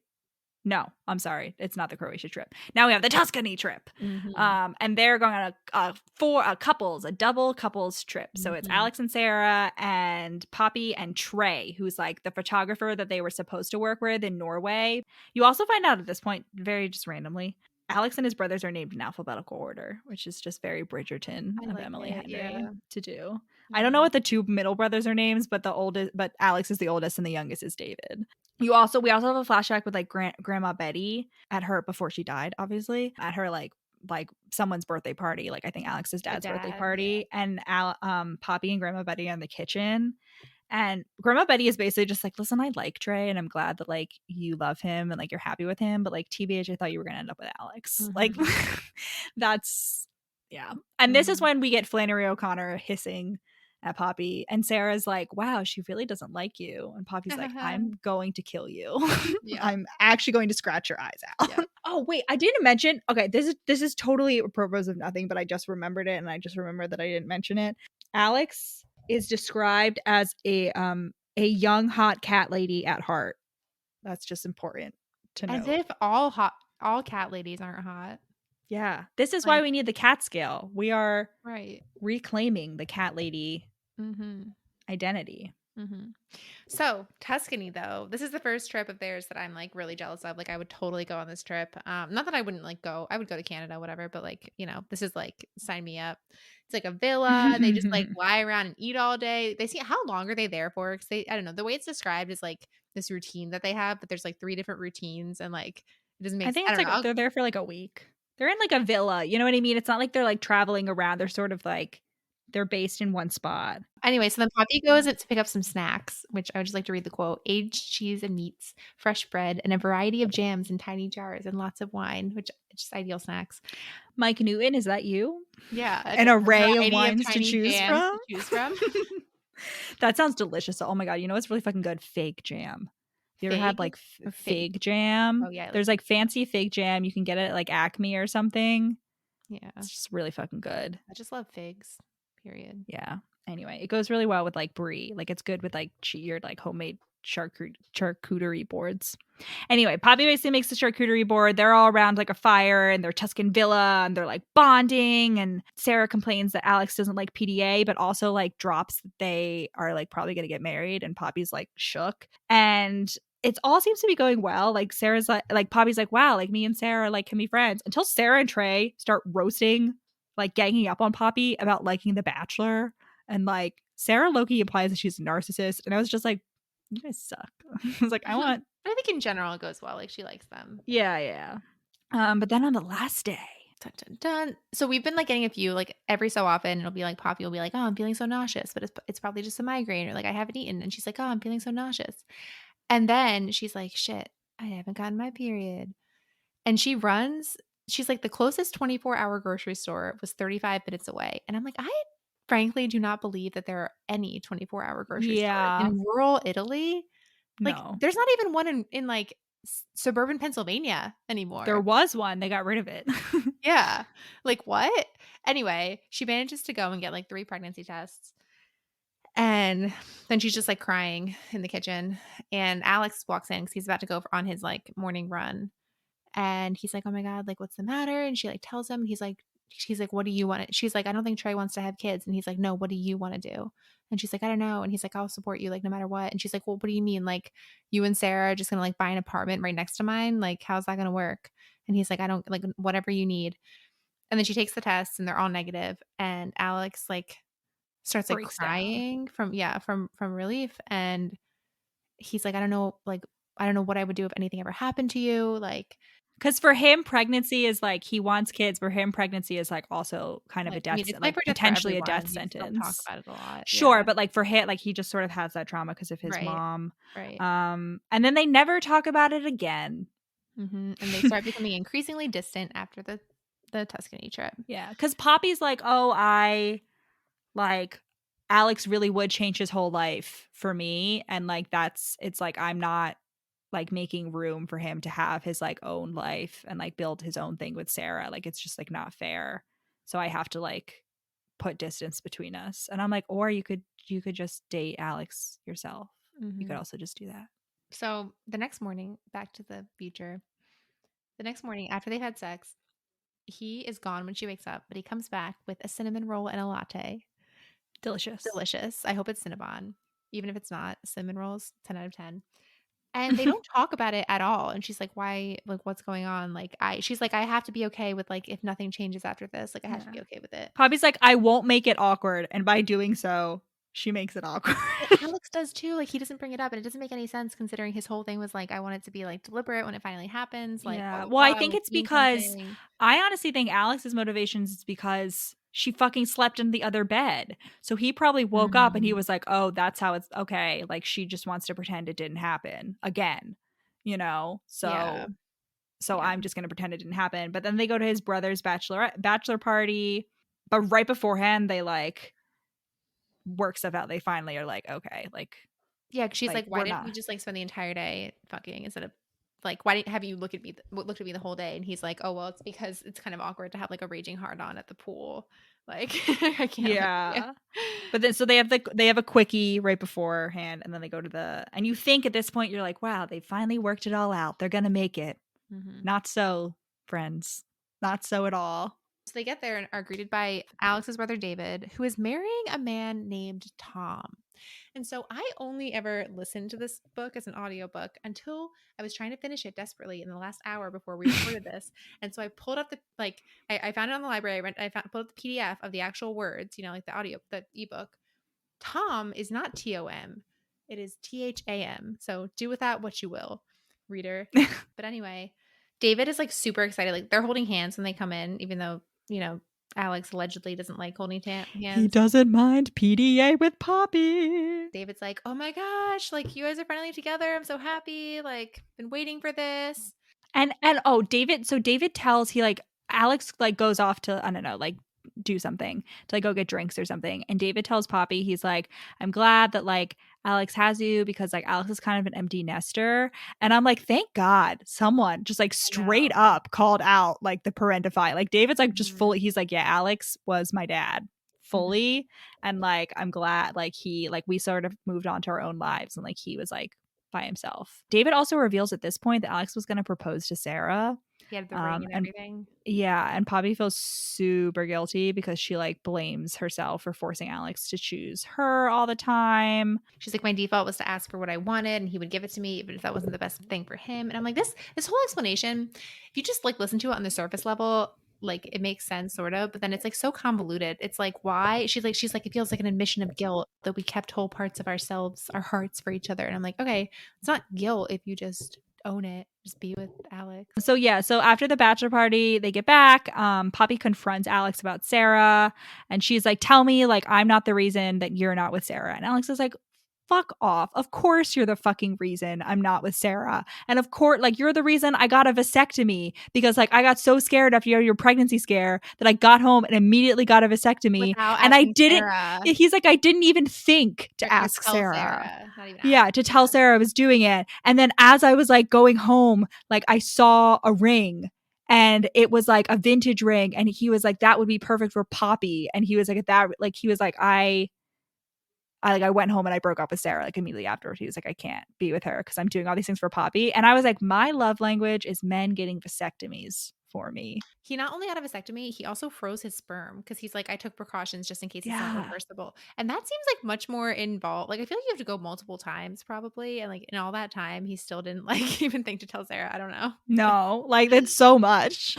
Yeah. And then, yeah, so they're yelling and Poppy's like, "Oh my God." And she like feels so guilty. And Poppy's like, and Alex is like, "Dude, like, no, like he's like, I don't know how to love someone as much as I love you." And like, he was also scared of losing her. After watching last night's episode of The Bachelor, it's a little bit of a trigger for me because he's quantifying love. Oh my God, But no. Okay, yeah. So then they like make out. he's like, and you like every like tiny things that would be tiny, like feel huge with like when you said you would swipe right on me on Tinder. Oh, he's like, "I've spent like 12 years like." I've been in love with you since the day you went inside to make out with that pothead taxi driver.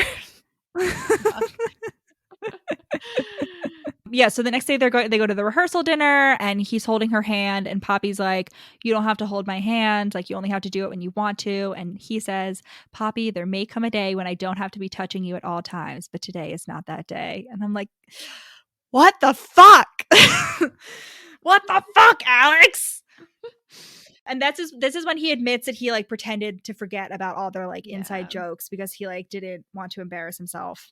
Now shithead Alex's dad comes up and Alex stops holding her hand. And I really liked this little tidbit, because instead of like, so you would think like normally like the romance novel trope that comes along with like, oh, he stops holding her hand when his family's nearby is like she gets insecure about it. She's like, why doesn't he want his family to know? But instead of doing that, like she's like, I'm glad Alex felt safe like doing what he needed to feel comfortable. Mm-hmm. You know, he's like, I'm Yeah. glad like he felt safe that he could like stop holding my hand because he like didn't want to like do that with his dad yet. And I was like, Mm-hmm. God, that's so healthy.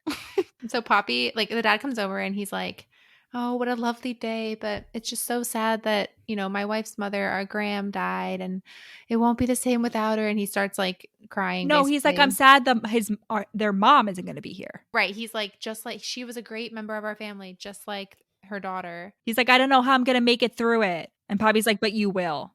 You will. Because it's your son's wedding, dickhead. Yeah. And then the dad, like, you know, is like shook and walks away. And Alex is like, I think I just developed a fetish that involves you telling hard truths to my father. Yeah, the dad, Alex is also like, I need to go to therapy at this point. He's like, yeah, I'm going to go to therapy when I get back because I need to know why I don't feel comfortable like being happy in front of my dad. And I'm like, that's right, Alex, because you were abused as a child. And then the dad gives a toast. And I'm like, kind of mad that Alex didn't get to the toast because who was really the dad? Like David's father, it was Alex. That's exactly what the But I'm dad also said. glad, like, I don't know, it was nice that there wasn't like bitter. Like Alex and Poppy were both just like, this is the way things are, and like there's no point being bitter. Well, the dad is explicitly like, I can't take credit for how David turned out because, like, thank you to my sons for raising him. Like, Yeah. And I'm like, sons or son? Like, yeah. did the other two really contribute, or was it just Alex? Yeah. Because Yeah, because we even like Alex would like come home from college to drive them places because he's like, my dad's so sweet, but he's like too flaky to remember who needs to be where and when. I'm like, well, how did they survive for the 9 months of the school year? Anyway, but also like I fucking pity his wife even when she was alive because he was probably just like the worst I fucking know. co-parent. He was like one of those dads that's just like, oh, my wife knows all the kids' schedules, and I'm Yeah. like, God. Anyway, so they don't talk. This whole time they haven't talked about like what's next. Like, are they going to be in a relationship after this trip? Like, what's going on?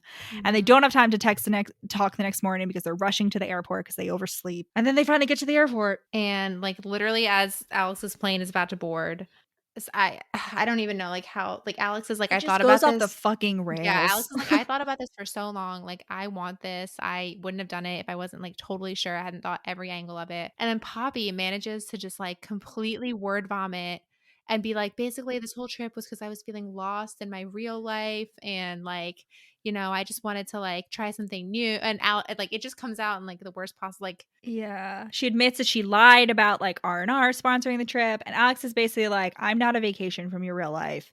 You need to think about what you want, and like you need to do that before we can be together because like I like this isn't like casual to me. And Poppy's like, yeah, I've kind of like taken Alex for granted and I've never really actually like thought about what I wanted, which is like been her journey like from the beginning. Like she's like, I'm at a point where like I just don't know what I want anymore. And now we finally get Croatia. Basically, it's just their worst trip yet. yeah, it's a horrible trip. It's very awkward. Like they plan to talk this whole time, but they can't because of the photographer. And then finally, the last night, like they're both a little bit tipsy. And when when Poppy's drunk, she's like, "This is what it must feel like to be a cat." To be a cat. But yeah, they make out really really hard, and then Alex like stops it because he's like, oh, we can't do this while we're drunk. And Alex like pretends that it's okay. And it's just like the worst. Like it's like miscommunication. Like they're both just dummies. Like Alex is like, we can't do this. And Poppy's like, oh yeah, no, it's fine. We'll pretend like it never happened. Even though like that's definitely not what Alex wants, but like he doesn't communicate that's not what he wants. And yeah. And then like after that is like when they just have like their 2-year hiatus. Current day, like Poppy's just like really realizing that like, yeah, I was treating Alex too casually. She's in a funk. And then her boss, Swapna, is the one that tells her to go to therapy. And it turns out to be Rachel's mom, who we did know was a therapist from the beginning. And Poppy just also has now gotten like a totally new perspective on Croatia. Like at the time, she thought that Alex was saying like that this shouldn't have happened, like them making out because he just like he never wanted it to happen. He wanted to go back to how things were before. But really, it was because Alex was saying like it shouldn't have happened in this way. Like it shouldn't have been like rushed and we were drunk. I wanted it to be like the real deal and like actually think it through. Yeah, they're both just dummies. So she's going to therapy now, working through all her childhood trauma, and then she meets one of her first middle school boyfriend. Not her, not she does not consider him. Yeah, No, the but guy like who her childhood her bully on the bully. train. Yeah. And he apologizes. She like at first pretends like she doesn't remember how he bullied her, but then she's like, yeah, he's like, I don't know, like I guess I wanted to say I'm sorry. And then so finally she's like, sorry for what? Sorry Jason. for what, Jason? And then Jason's like, oh, okay. And then he was like, I was a dick. He just apologizes and he's like basically just like, it was a lot of, clearly Jason has also been to therapy. And Poppy like realizes that she needs to let it go and like stop basing her entire, because she's basically been basing her entire life on like proving her bullies wrong and like being like, I got out of Linfield and I made something of myself and I was like successful. And she's like, I've been basing my whole life on like what other people think of me instead of just And like she doing. realized that like everyone grows up, and she was like picturing all of them as just like stuck as kids, and like essentially herself as like, yeah. So then she decides she's going to quit her job, but she's a responsible adult. She's not going to quit it until she has a new job lined up. And then she's also going to grand gesture Alex at his school. She flies out to Ohio and she goes up to the school. And first of all, don't corner people at their place of work. I guess it's okay in this case because he did technically tell her to come find him, like when she figured shit out. But in general, again, we've said it before. Don't do this to people at places they can't leave. She does go. She goes after school time, so he could That's leave. true. But Yeah. still, But like, before I do want to point out one thing before she gets to the school is that her brother is writing a gritty Smurf yeah, origin story as a movie. at least one sex scene, and then presenting it to the entire family Yes. over Zoom So or whatever. Emily Henry, if you ever get like a little tipsy, you want to write some bonus content, I would be very interested in reading this screenplay. Please. Thank you. Yeah. So Poppy gets to the school. Naturally, she can't get into the school. She's like, yeah, I realized they don't just let strange adults into school. Like, that's a very good thing. Like, but it's very inconvenient for me. And she runs into Sarah and she apologizes to Sarah. And Sarah's like, yeah, I mean, it definitely would have been better for all of us if like you or he or I would have like figured out that you guys were in love with each other. Like it just like she's like, that really fucking sucked. But Sarah is just like, she's like whatever. Like She's like, I thought you were for a long time. I thought you were like the cause of all my problems, but then you like basically dipped out of his life after Tuscany, and our problems just got worse. So poor Sarah. I don't know. I feel bad for Sarah, but also like, also she told Alex their relationship was as boring as the no, library they met I'm him. not gonna blame her for that because maybe it was, but I don't know. Like it was a mean thing to say, but also like, Yeah. I I feel can't, bad for I don't Sarah. wanna, like victim blame. Be like she should have just like ditched Alex, but also just like, yeah, like I don't know. I just like can't. I know this is me. This is very much a me thing, but I just like can't imagine being in a relationship with someone who like I couldn't like trust. You know what I mean? And like Sarah, like very clearly, like the whole relationship, she's like doesn't trust. She doesn't like Poppy because like she doesn't trust them together. I don't know if it's as much doesn't trust them together as she feels like Alex is giving a lot of himself to Poppy, and as if it's like a zero-sum game, and that means there's like less for her. Like I don't know if she's constant. I don't know it's necessarily that she's like constantly suspecting him of cheating, as it is just like having a person to compete for like his attention and affection. Anyway, Sarah tells Poppy where to find Alex, which is at like the local bar that the teachers hang out in. And Poppy runs to him and she gives him this big long speech in the middle of the bar. And I won't read the whole thing, but like one of the final lines, she tells him, "You're not a vacation and you're not the answer to my career crisis. But when I'm in a crisis or I'm sick or I'm sad, you're the only thing I want. And when I'm happy, you make me so much happier. I still have a lot to figure out, but the one thing I know is wherever you are, that's where I belong. I'll never belong anywhere like I belong with you. No matter what I'm feeling, I want you next to me. You're home to me, Alex. And I think I'm that for you too." And I just like, I don't know, this whole scene, I was like, this is just one of the best final confession of love scenes. Except that he doesn't immediately like sweep her into his arms, and he I makes know, her but like go I'm cry in saying the just parking lot. specifically in the words, because I feel like a lot of times I've like I experience like authors will have these big long paragraph expression of love scenes at the end of romance. Like that's a very common thing. And just a lot of times they just feel like they just feel like okay, these people are just like listing things that they like about each other and it just doesn't feel natural. And these speeches go on for pages and pages and pages. And it's just 100%. I'm like, yeah, I can imagine someone saying it. And maybe it's also because Julia Whalen is doing this audiobook and Julia Whalen is like fabulous. Mhm. But yeah. Anyway, Yeah. she also, and then she finishes her speech by by showing him a picture of a house plant that she's managed to keep alive. Because this whole time, Poppy's like, I can't even keep like any plants alive. I can't keep a pet alive or like whatever. But she's like, I'm serious now, and I've kept this plant alive. But Alex turns her down because he's scared. Alex is like, I don't want you to have to give anything up for me. I just want it to just make sense, and we don't, Poppy. And I can't watch us fall apart again. And Poppy's like, okay. I just want you to know I don't regret doing this because I would give up anything for you. And then she goes out into the parking lot and starts crying. Yeah. She says I don't regret telling you. I said I'd give up anything, risk anything for you, and I meant it. And in her own head, she's like, even my own heart. And she says, I love you all the way, Alex. I couldn't have lived with myself if I hadn't at least told you. Yeah. Then she just full on ugly cries by her car. And Alex runs out and like he admits he's like, basically in therapy I learned But I'm afraid of being happy. And he's like, I know if I went back with you, if I got on a plane with you back to New York, I'd be so fucking happy for as long as you'd have me. And I want it so badly. And I regret every chance I had to tell you how I felt. But I'm just afraid of you realizing I bore you or meeting someone else or being unhappy and staying. Oh. He's like, I'm afraid of you dying and the world feeling useless. I'm afraid I won't be able to keep getting out of bed if you're gone. And if we had kids, they'd have these horrible lives where their amazing mom is gone and their dad can't look after them. My God. Which is his life. But then even he's like, I'm scared of like us spending our whole lives together and then like you dying and like me having to like, oh my God. This man is so soft. He's so traumatized. Yeah. He's so traumatized. But he's going to therapy. It's okay.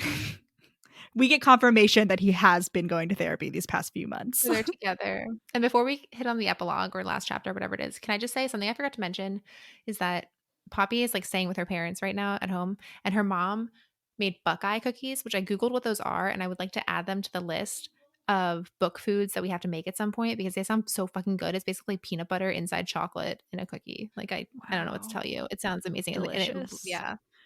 So add that to the peppermint creams. Okay. Sounds good.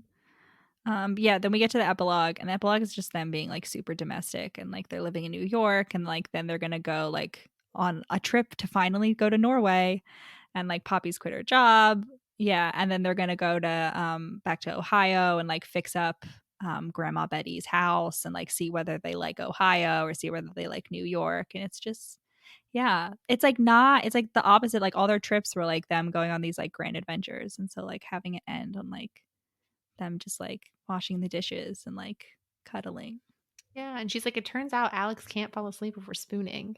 I don't understand how anyone can fall asleep while like touching another person. Like I don't It's just understand so that. hot. I don't get it. Yeah, and also just uncomfortable. Like I need to fidget for at least like a good 20 minutes before I can like fall asleep. Yeah, no, I'm like, don't touch me. That's my thing. It's like the older I get, the more and more convinced I am that like I think I would need separate bedrooms. Yeah. You know what I mean? And it's not even like a oh, like if like they snore or like whatever. Like it's just like I don't like other people being in bed. Like it's so much hotter when there's another person in the bed with you. It's such a scam. Like it's so much like what if we don't like having to go to bed just because somebody else is going to bed or like vice versa is really stressful. I don't like having that. Especially in this day and age of like we exclusively had twin beds growing up, right? And I actually didn't mind that. Like I was fine with that when I had it, and I like being up against the wall and like whatever. But in this day and age of all these like kids living large with their queen size beds from the age of 12, how does anyone go from like their queen size bed to themselves at the age of 12 to like being an adult and having to share a queen size bed. I guess maybe Yeah. college is like, brings them back down to earth a little bit with their like extra long, twin bed that they have to sleep in Yeah. for 4 years. I don't know. But It just, yeah. Like maybe, but not even this. I was gonna say like maybe if it's like a California king and we each get Sure. basically like our own queen Yeah. size bed size. But even then, it's like again, it's my thing of like sharing a room with someone means that you have to like adjust their schedule, Yeah. like your schedule to fit theirs. And I'm like, I don't want to like have to go to bed just because somebody else is going to bed, or I don't want them to wake me up in the morning. You know what I mean? Like, The biggest thing for me besides the size is I love having my bed against the wall. And it just feels so much more secure when your back is to the wall and like no monsters can sneak up on you, you know? You gotta have your neck tucked for the vampires, back to the wall for the monsters. And if you have another person, it's really inconvenient to have a queen size bed up against a wall because when, you can't get out Yeah. of bed unless you're like rolling over onto the other side or you like slide down all the way, which is just annoying. You can't have a bedside table, like yeah. Yeah. Anyway, separate bedrooms. Bring that back, baby. Okay. Woohoo. All right. Cat scale. Lots of Mhm. cat quotes in this one. Oh And yeah. Flannery O'Connor. Mhm. She even What are we says thinking? she wants to be a cat. I think it's the vibes are low, but the explicit references are off the Yeah. charts. Not only we have a cat character and cat language. Yeah. And Alex is a cat, for sure. Arguably, yeah. Like Alex is 100% a Uh-huh. cat. Uh-huh. We got Poppy the alleged dog, but like who's to say? No, I would say Poppy's like she's like a nice Pomeranian. You know what I I mean? like Pomeranians. They're usually nice, but their owners are mean in my experience. I just have a bias in general against small dogs with the exception of like pugs and Pomeranians like are King like Charles Spaniels. not that small. They're like very They're hardy pretty and like small. medium sized. I like them a Anyway, lot. Poppy's like a nice Pomeranian. That's what Yeah. she's like high maintenance, but like she likes to cuddle. Pomeranians are so fucking cute. They're like the cutest like They're so sperm fucking besides cute. I pugs. know. Yeah. Anything else to discuss? We pointed out I was very specific about writing out the cat quotes. Mhm. I even downloaded the ebook from the library so I got the free reading on some of them. Tom. Oh my god. Yeah, I didn't notice. I didn't read that Yeah, part tell with us my if you know eyeballs. anyone named Tom as a first name spelled T-H-A-M. I'm just curious, like, with that pronunciation and that spelling. I just wanna know because behind the name behind the name is not 100% right, but, like, behind the name says it's only a surname. So, alright, and I don't know how it's pronounced as a surname either. Anyway, 3. cats. Wait, fuck. I don't know.